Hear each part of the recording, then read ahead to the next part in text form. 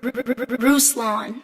Recently, a young lady from the Hollywood entertainment world by the name of China McClain has been very active on her social media, sharing not just her faith journey and how she came to be a follower of Jesus, not just her testimony, but like solid apologetics about all kinds of different things from macroevolution to absolute truth, theory of relativity, Einstein. And some of you guys have asked me to react to her videos before. I haven't really found the need, but after this video, I thought it was appropriate to. China McClain comes from the entertainment industry. She was on Disney shows. She still does acting. She's a social media personality with millions of followers across TikTok and Instagram. The video she did on apologetics was very solid. I enjoyed it. I didn't really react to it because there, to engage with some of the Gen Z, you got to make this stuff look really effortless. And she's like, I stayed up all night and I didn't sleep, and I'm gonna make this super deep video about apologetics while effortlessly licking this sucker. And I was like, I'm gonna stay away from that one. But this one I thought was really good, and I wanted to highlight it. I wanted to talk to it, and I wanted to add a little bit to it. So what I'm gonna do is I'm gonna play a few minutes of it, chime in where I need to chime in, and it's just basically the pushback that she's getting is like, hey, we get it, you believe in God, sweet, you believe in God, but why do you need to keep going on Instagram and telling us why you believe in God? Why do you need to go and tell us all these different things? And she breaks it down, I think, very, very well from a metaphor that her dad told. But China, if you're watching this and you'd like to come on the channel, sis, I would love to interview you at some point. Some of you guys asked me to reach out to her. I'll try, but y'all really be giving me a lot of clout. Like, I'm just little old me with 83,000, almost 83,000 subscribers on YouTube. Y'all think I could just reach out to these Hollywood stars and be like, come on my YouTube channel and let's talk about Jesus? I'll try, but y'all just want me to interview Kanye and China McClain, everybody. I love it. I appreciate it. So putting it out there, China, if you want to come on the channel, let's do it. Check this out. Snake in the yard analogy, okay? So say we're best friends. You come over to my house and we chilling, right? We watching movies. I don't know why she started snapping with the we watching movies while we snapping to music. We listening to music. I don't know what Gen Z be doing. And I got like art stuff spread out, so we drawing and painting and stuff. And then Gen Z be out here multitasking, yo. We watching movies. We dancing to music, making TikTok videos with art stuff spread out. I love this, right? Like, it's just this is awesome. remember, oh shoot, I forgot to take my dog out. Just stay here. Let me take him in the backyard. I'll be right back. You're like, okay, cool. I leave you in the room painting. I take my dog downstairs and I unlock the door. She should have the hand. I'm like, come on, Cujo. And right when I'm walking out, what do I see? I see a snake in the yard. So I grab my dog, rush back inside, close, lock the door. And then I go back upstairs to my room where I left you. I see that you've gotten up and you're about to leave the room. And I'm like, wait, where are you going? And you're like, oh, I wanted to go to the backyard too, get some fresh air from these paint fumes. And I said, okay. That's a good metaphor. I'll see you when you get back. So you go downstairs, you open the door, you head out there to get some fresh air, and oh, a snake bites you. So you throw it off of you, and you run back in the house, and you close the door, and you lock it. You run back upstairs to my room, and you starting to limp at this point. Your leg is hurting. And you're like, China, I just got bit. There's a snake in the yard. And I say, oh, yeah, I know. I saw it when I was going to take my dog out. What would your next statement be? China, why didn't you tell me? You saw me heading in that direction. I told you I was going in the backyard. Why didn't you tell me there was a snake back there? And I said, I don't know. I wasn't trying to force what I knew on you. So I just thought that you should learn for yourself, as we all should, you know, because I love you. So I was trying to give you that freedom. This is a good metaphor. You got to give it to her. It's a really good what's her dad's metaphor, but it's still a really good metaphor in terms of being Christians inside of this society. Let's keep watching. Does that make any sense? You wouldn't think that I actually loved you if I knew there was a snake in the yard. You told me, oh, I'm about to go to the backyard. And I just let you wander on back there without warning you of the danger. Now, if you told me, oh, I'm going to the backyard to get some air, and I said, oh, no, don't go back there. I just saw a snake back there.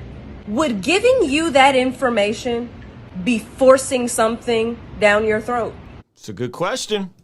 Forcing my beliefs on you? No, it's showing you that I love you and I care about what happens to you. Come on. I do videos talking about God to warn you about the snake in the yard. Come on. That's the point. The snake represents the frightening afterlife that we're choosing by ignoring God's existence in this life. In the backyard. By the grace of God, I got away from the snake before it bit me. Now I see others heading towards the backyard. I know there's a snake back there. Come on. And so I'm just warning you and letting you know, yo, there is danger in that direction. Come on. And now you have a choice to make. It's as simple as that. You can either choose to be like, oh, heard you. I'm gonna go back the way I came. Or you're gonna choose to be like, China, I don't believe you. I don't believe you. I'm gonna go back there anyway. Excuse me. It's good. It's good. She preaching. Now notice, nowhere in my analogy, or Michael McClain's analogy, did I say Shout out to Pop Dukes. that I was going to force you in the room and I was going to forcefully keep you from going in the backyard. Right. That would be forcing something down your throat. Right. I never said that. You your own person. You got free will. If you want to go in the backyard after I've told you that there's a snake back there, do your thing. You can go. You got to make your own decisions. But just warning you of the dangers. See, because I've been through certain things in my life, especially in the industry that I work in. So I know that God is real. And people can tell you all day, well, you don't know that. You don't know God is real. That's a belief. You don't know what I know. Come on. Come on. Come on, China. Yo, she's going in. Now, a couple things I really want to point out from this metaphor, okay? Now, praise God that she is strategically positioned in a place where she has a massive non-Christian audience. And I'm going to get there in a second and what the implications of what that means for all of us in terms of being Christians in 2020, Gen Z, TikTok, this revival that we're seeing happening with technology. I'm going to get to there in a second, but I want you to, let's just think through this. She's hanging out with someone that is in her home and they are enjoying each other's company. How often do we as Christians allow ourselves to be in the presence of folks who don't believe the same things we believe and enjoy their company and do things where we can find common ground with them? She's painting and dancing to TikTok songs and watching a movie simultaneously. She's multitasking, right? But she's around someone that may or may not have information to what's going on in her backyard, right? So the beautiful part about just the beginning of this illustration is I would challenge a lot of us, how many of us actually are in a position to have influence, authority, and credibility with people who are far from God? That's my first question, because I think she's uniquely positioned. She's a movie star. She's a TV star. She's a social media star. She draws a wide net of people, and I'm praising God for her. But let's not also assume that because she leverages technology to share the gospel, that resharing something on our IG story about an inspirational quote from Jesus is our quota for telling somebody that there's a snake in the yard. Let's not assume that you just sending somebody a video and not taking the time to sit shoulder to shoulder with somebody is you telling them there's a snake in. There is proximity in her metaphor with someone that is not doesn't have that same access to the same. Are we as Christians building relationship with people? I'm not talking about people that are harmful to you. That's not what I'm saying. I'm not talking about people that are going to encourage you to sin. That's not what I'm saying. I'm not talking about people that are going to cause you to, that is not what I'm saying. Or people that you used to go and do evil things with. That's not what I'm talking about. I'm talking about those family members in your life. I'm talking about those friends in your life that are not Christians yet. Do you have relationship with them? That would be my first question. Hey, by the way, if you're watching this, you're finding value from it, hit the like button for the YouTube algorithm. That would help me out a ton. The second question I have is she talks about not forcing someone in a bedroom and locking them in. No, you don't understand. There's a snake in the yard. And locking somebody. But how often does our evangelistic approach, maybe because we aren't connected in relationship, comes across like we're just yelling at somebody? How often are we just talking about the wrath of God and the angry part of God and you need to repent and the hell, and not talking about the grace and the mercy and that it's the kindness of God that leads to repentance? How often are we known by the things we're against instead of being known by the things we're for? I think that's a really good question for us to consider in light of everything that's going on. She says, hey, this is not about forcing anybody. I'm going to give you the facts. Here are the facts. There's snakes in the yard. You don't have to believe me. You can go out there and test it out, but it would be, as someone who loves you, to tell you the truth. I gotta tell you the truth that there's snakes in the yard, and that doesn't mean you run back in and yell at the person. There's snakes on the yard, and they go, I don't believe you. You idiot! No, there's snakes in the yard. Trust me. Don't do that. Don't go back there, right? And also notice something else, that when we tell somebody there's snakes in the yard, we also then don't go and say, oh yeah, my cousin who came and told you there's snakes in the yard, he's a false teacher. My brother who just told you there's snakes in the yard, he's a false prophet. My mom who said there's snakes in the yard, her theology is sus. You know, my dad, he's kind of heretical with his doctrine. Notice we don't do that.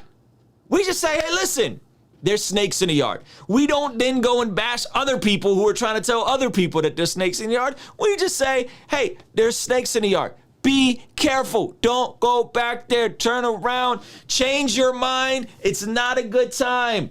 Think through it.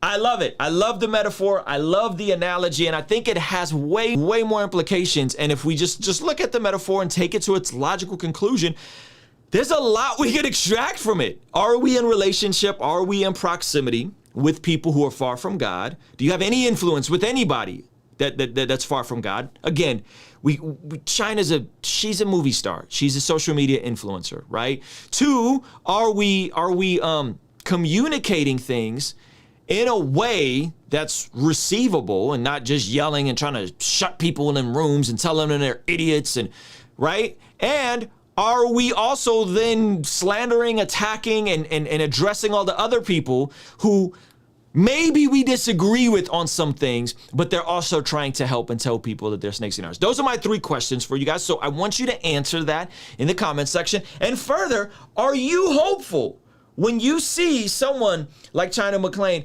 openly, unapologetically making videos proclaiming the goodness of Jesus, proclaiming apologetics, proclaiming the truth of the Bible? Do we get excited, and does this empower us to say, hey, maybe God is doing something in culture? Maybe because the reins of the music industry, the media industry are changing, meaning that you, the consumer, get to put people on. You, the consumer, get to choose what goes up the algorithm. And if you're a Christian consumer and you're on these platforms, you can push stuff up the algorithm by engaging with it, liking it. And Christian creators also got to do better at respecting your attention. I just had Gabe Perot on. I just had Nick D on. Both people who are exploding on TikTok. Nick D just signed a deal with Universal Republic because he's a Christian artist, because the consumer decided to put him on. And as now this entire old Hollywood, old media, you need a publicist, you need an agent, you need a record deal, you need this person, you need that person, as all of that is being done away with and is going to continue being done away with because you, the consumer, get to choose now.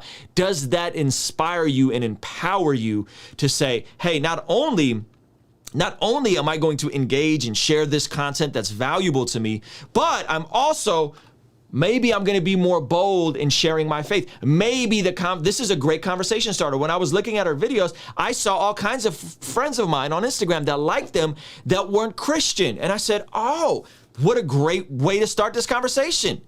right? You see what I'm saying now? And so I think there's so much in this that we could extract. And I think that there potentially is a revival coming. I think potentially there is something that's happening in the culture. Everybody wants to change the world through politics and through legislation. What if we change the world through music, media, technology, and leveraging these platforms to clearly and plainly articulate the good news of Jesus? Because I tell you what, I wish I had someone like China McClain when I was 17, 18, 19 years old. I wish I had someone like this giving me apologetics lessons while I still have one foot in the world and one foot in the church, not fully sure. I wish I had someone like this being this unapologetic about their faith, or just being able to open up a app like TikTok and see multiple creators, and then all of a sudden turn on the music and see multiple people who are very imperfect, but multiple artists professing Jesus as their Lord.